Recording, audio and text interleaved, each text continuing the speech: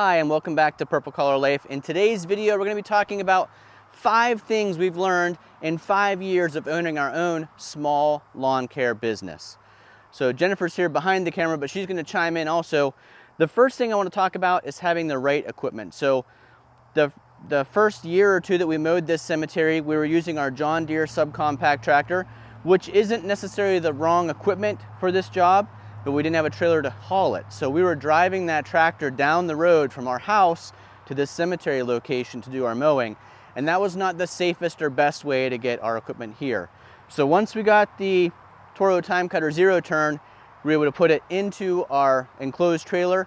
And since then, so the last 3 years or so, 4 years now actually, we've been bringing the zero turn in the trailer. It's a much safer way.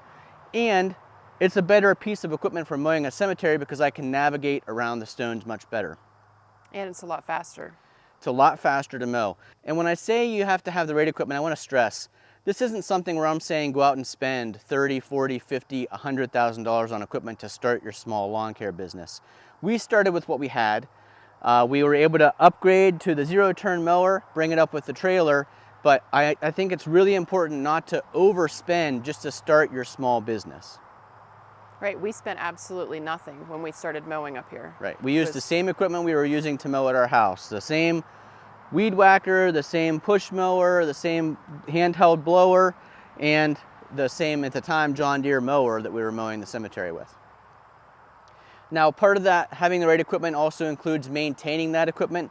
It's really important to do your maintenance, especially if you're using your mowers for business side of things. You have to have them not break down because there is a schedule to mowing. You need to keep the yards and the places you're mowing and getting paid to mow looking nice. So you have to make sure your equipment is going to work. So that means regular oil changes.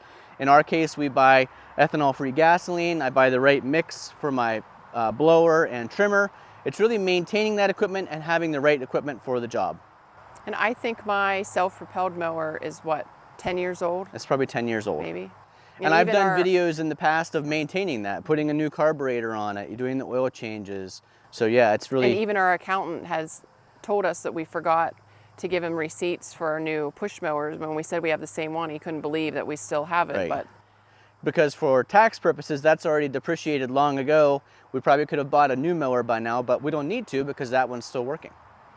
So item number 2 on our list. So just between moving shots, so we've actually been debating how long it's been. It may actually have been 7 years. So maybe this video should be called 5 Things We've Learned in 7 Years, but we'll keep it at 5 things for 5 years for sure. I'm pretty sure Mackenzie was littler than 13 when we started doing this. That's possible. We've been doing it a long time. Yeah, because I remember us questioning whether or not she was old enough to be running the push mower by herself, and we wouldn't have been questioning that at 13. Right. So item number 2, I'm looking over Jennifer's shoulder and the sun is going down. Item number 2 is pick the right time to mow. So Northwest Pennsylvania isn't the heat you guys see in the south. Texas, those areas are a lot hotter than what we are here. But we still pick the right time to come out and do this work. So we just pick after dinner time to come out and mow. We know about how long it takes us to mow this. We want to make sure we're done before dark, but we want to be out here when it's cooling down in the day and not in the heat of the day. The other advantage to doing it in the evening hours is we both work daytime jobs. We typically like to mow this on the weekend, but if the weather prevents us from mowing it on the weekend, we can always catch up during a weeknight. And the last time we mowed, we came up in the heat of the day, and it was about 85 degrees out, and that was way too hot for me to be push mowing and trimming. Right. So point number 3, divide and conquer. We found this is a really good activity for a family, a good small business for a family. Mackenzie's been able to help us out and make a little bit of money from the time she was 13 until now. Jennifer handles all the push mowing, so certainly without her and Mackenzie's help, it would take me a lot longer to mow this all by myself. I'd have to do the zero turn mowing and then get off, do the push mowing, and then do all the trimming, do the blowing afterwards. I would like to ask you who Jennifer does all the push mowing, and Jennifer now does So she's been promoted. Jennifer has been promoted from just push mower to also trimmer now. Because we found that in the time that it takes me to do the zero turn mowing, she's done push mowing and she can move on to the trimming while I'm still zero turn mowing. Otherwise, she would previously wait until all the zero turn mowing was done. I'd do all the trimming and she was just waiting here longer for all the tasks to get done. Yeah. So now I mow a lot of places twice just so I I can was just stay on getting the ready zero to say, turn longer. I feel like you don't mow as quickly as you used to. So the divide and conquer thing works out really well if you don't have to pay somebody else to be here. It's worked out nice for us to be able to do this, and the tasks are all within our family without having to pay another person. And I've actually seen some other families where there's a teacher in the family and they have the summers off, and they do it with their kids, and it's their kids' like college fund.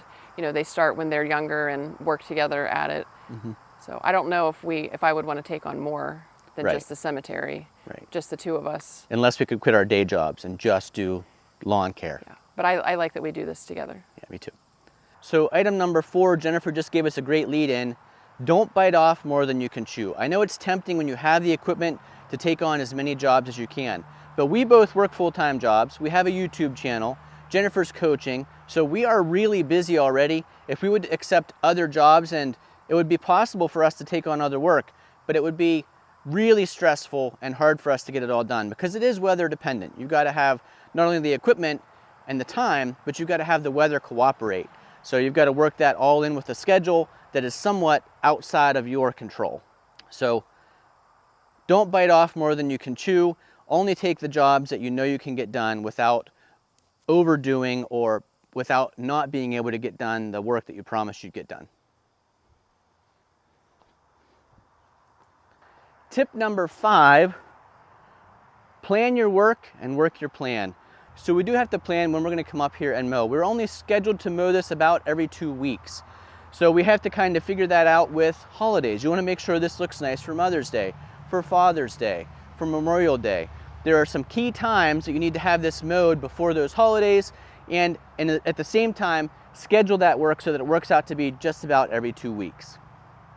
The other part of planning your work and working your plan, back here in this oldest section of the cemetery, this is all very narrow. So when I talked earlier about Jennifer push mowing while I was zero turn mowing, I can't get the zero turn back through these stones. They're also very old and very fragile, so I wouldn't want a chance bumping into them with the mower. So this is kind of planning that work. Jennifer push mows all of this as it grows up, while I mow out front where the stones are newer and further apart. Another thing we have to do is maintain other parts of the cemetery other than mowing. So you can see I'm right here beside this really nice, beautiful, big oak tree, but it is slowly dying and it's losing limbs. We did a video previously about cutting up a piece of oak that fell down and miraculously missed any of these stones behind me. So there are tasks like that that are a lot of work taking care of when trees need to come down, we have to cut them down, or when limbs fall down that are, good diameter limbs. The other thing is we are in the woods in this whole upper half of the cemetery. So when the leaves come down in the fall, that is a lot of raking, and we've found that backpack Stihl blower has really paid for itself with the amount of work that it can accomplish back here in this section. Well, we should add that to the Jennifer list. Yes, Jennifer runs the push mows, backpack blower. Jennifer push mows, Jennifer trims, Jennifer runs the mower. I run the zero turn. The blower. Yeah, I run the zero turn, and that's probably the hardest part, honestly. But in a little bit of truth there too. Another reason that we have to pick our time to mow this, we can't do it when there's moisture on the ground. The front half of the cemetery is very steep, and there's a major roadway in front of it. So I'm very cautious when I'm using the zero turn going towards the road that it's not too wet, because I would slide right down and then right over a really steep embankment onto the road. So it is a little bit dangerous to run the zero turn. I know I tease you, but I'm just poking fun because those are the jobs I like doing anyway. Yeah, and I like you doing those jobs. So hopefully those 5 tips of things we've learned over 5 or maybe 7 years of having a small lawn care business will help you out if you're considering starting a small business like this one. Right now, it's starting to get a little bit darker. We got to get moving, so I'm going to hop on the zero turn. We're going to work our plan and plan our work. We're going to divide and conquer. We're going to get this cemetery done before it gets dark. Thanks for watching. If you found this video informative and entertaining, please give us a thumbs up down below.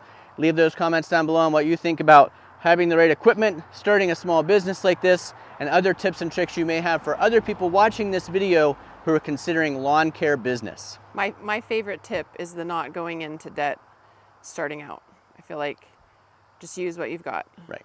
Until you can afford to upgrade or adapt what you have to what you need to do. Yep. Thanks for watching. We'll see you again the next time.